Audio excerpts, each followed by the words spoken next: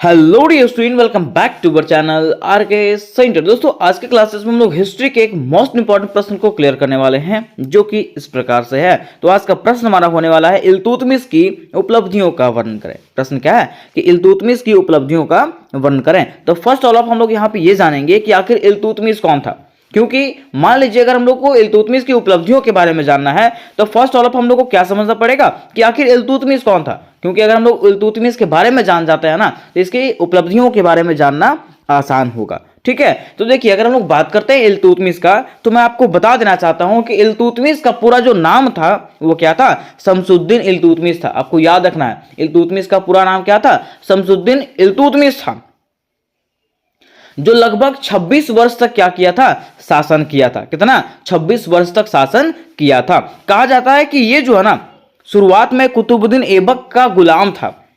कौन, इल्तुतमिश जो है शुरुआत में कुतुबुद्दीन ऐबक का गुलाम था, लेकिन मोहम्मद गौरी के कहने के बाद जो है ना, इसको गुलामी के पद से हटा दिया जाता है। उसके बाद जो है कुतुबुद्दीन ऐबक ने क्या किया था, अपनी बेटी का विवाह जो है इल्तुतमिश के साथ करवा दिया था, है ना। और जब अपनी बेटी का विवाह इल्तुतमिश के साथ करवाया, उसके बाद जो है कुछ राज्यों का संरक्षण या तो कुछ राज्यों का शासक जो है ना इल्तुतमिश को बनाया गया था। हाँ, तो चलिए हम लोग जानते हैं कि आखिर इल्तुतमिश कौन था, इसकी क्या क्या उपलब्धियां थी। तो फर्स्ट ऑल ऑफ लिखेंगे हम लोग इसके परिचय को, क्या लिखेंगे, परिचय को, और लिखेंगे इस प्रकार से कि इल्तुतमिश का पूरा नाम शमसुद्दीन इल्तुतमिश था। मैंने आपको बताया अभी कि इसका पूरा नाम क्या था, शमसुद्दीन इल्तुतमिश था। और यह जो था इल्बर जाति का एक तुर्क था।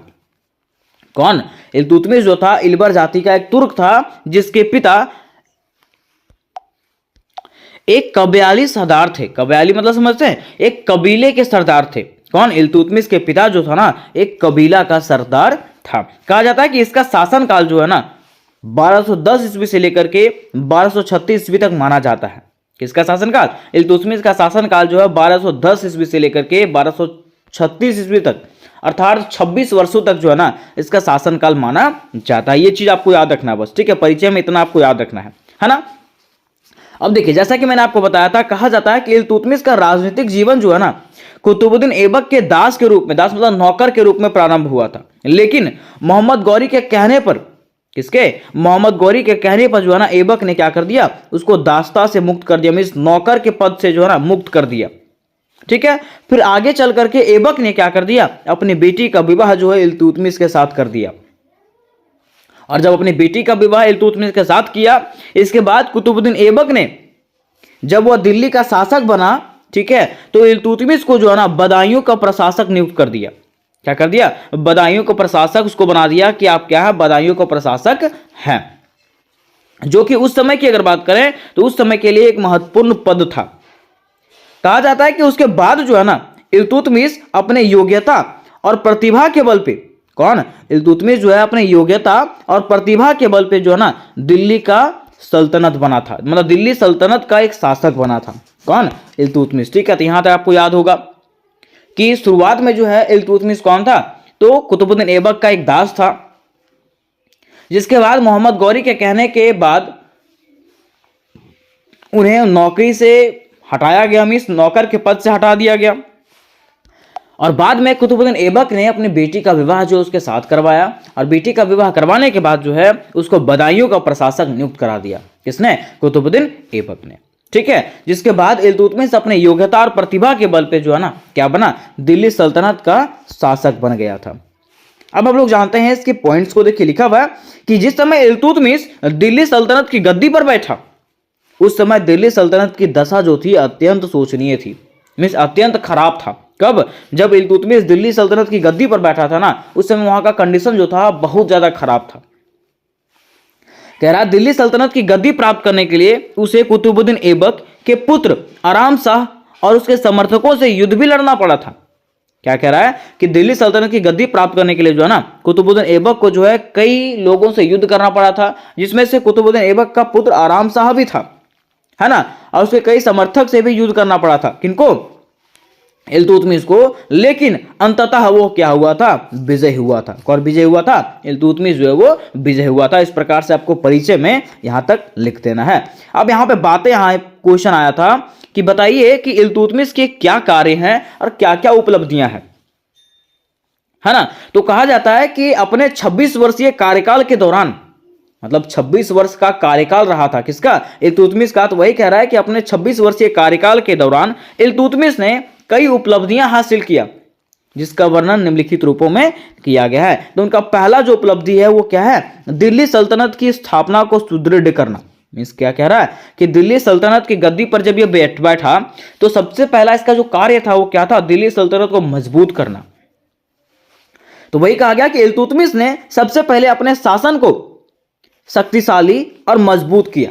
किसने, इल्तुतमिश ने सबसे पहले अपने शासन व्यवस्था को शक्तिशाली बनाया और मजबूत किया, जिसके बाद उसने क्या किया, दिल्ली को अपनी राजधानी बनाया।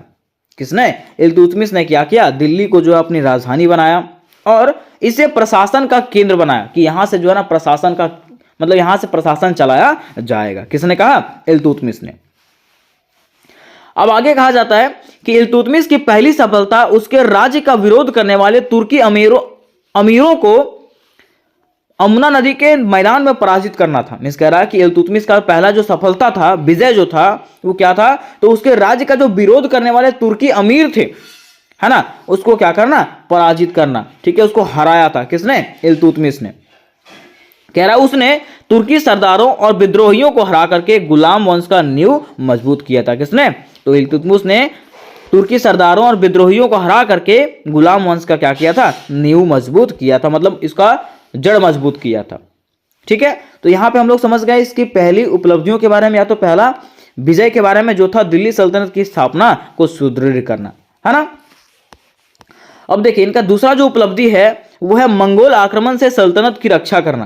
क्या था, मंगोल आक्रमण से सल्तनत की रक्षा करना। कहा जाता है कि इल्तुतमिश के शासनकाल के दौरान, इसके शासनकाल कब से कब तक रहा था, तो 1221 से 1224।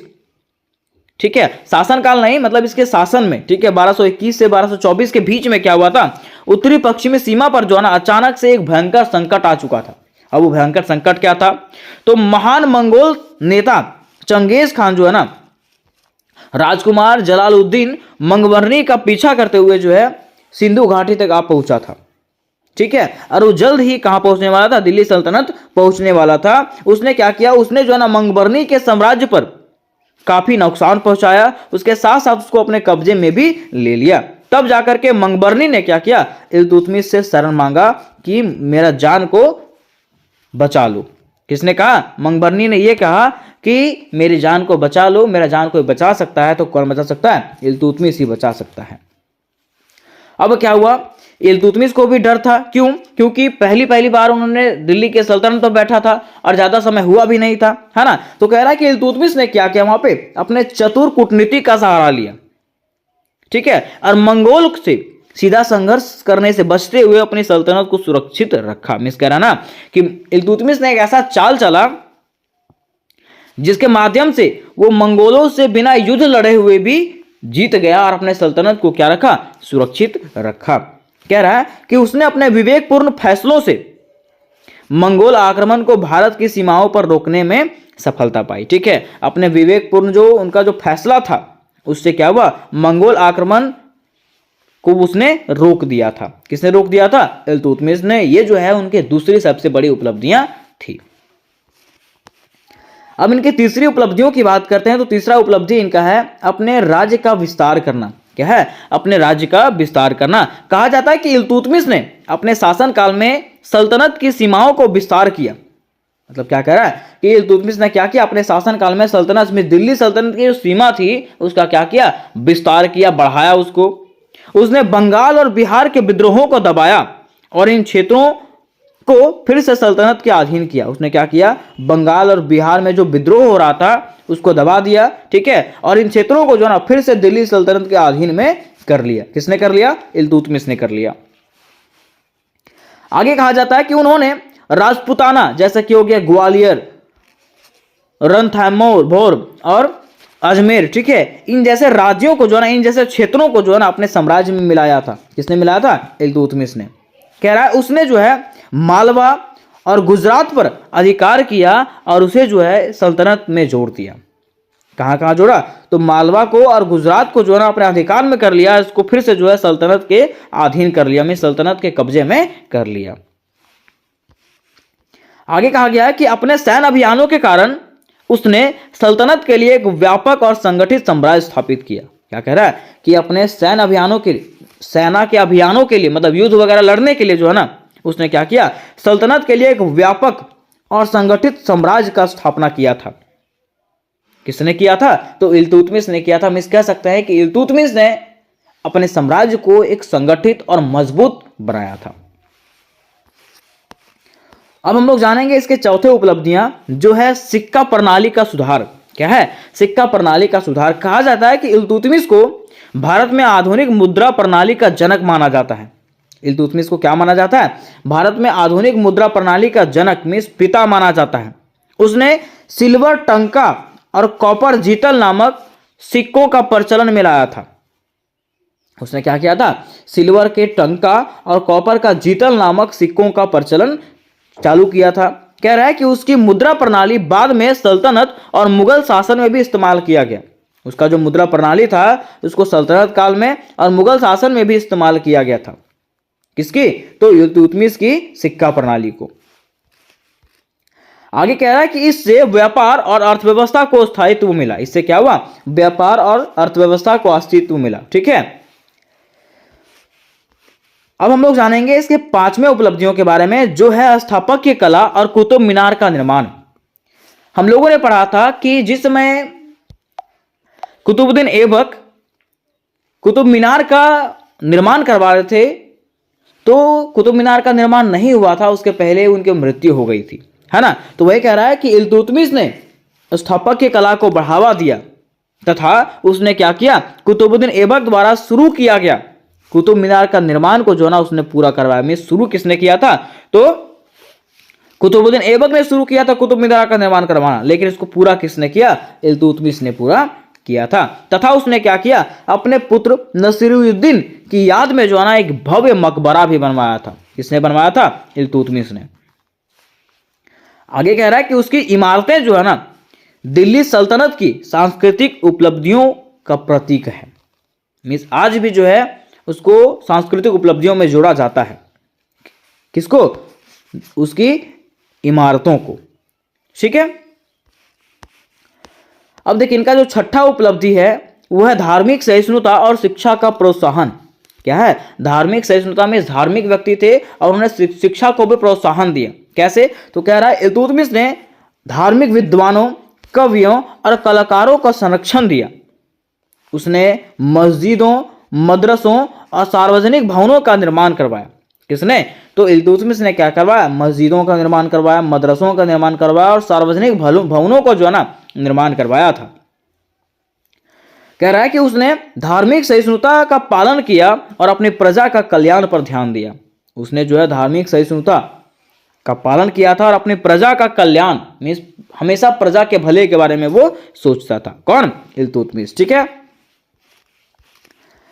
अब बातें यहां पे आती है निष्कर्ष का। किसका? निष्कर्ष का, क्योंकि जब हमारा क्वेश्चन खत्म हो जाता है ना, तो क्वेश्चन खत्म होने के बाद निष्कर्ष लिखना अति आवश्यक होता है। और निष्कर्ष में लिखना क्या है? तो जो जो आपको ऊपर में समझ में आया वही बातों को आपको नीचे में लिख देना है। लेकिन इसके पहले मैं आपको बता देना चाहता हूं कि मैंने मेजर टू हिस्ट्री की पूरी तैयारी करवाई है, उसके साथ साथ कंप्लीट सिलेबस का एक ट्रिक वाला वीडियो मैंने बनाया है।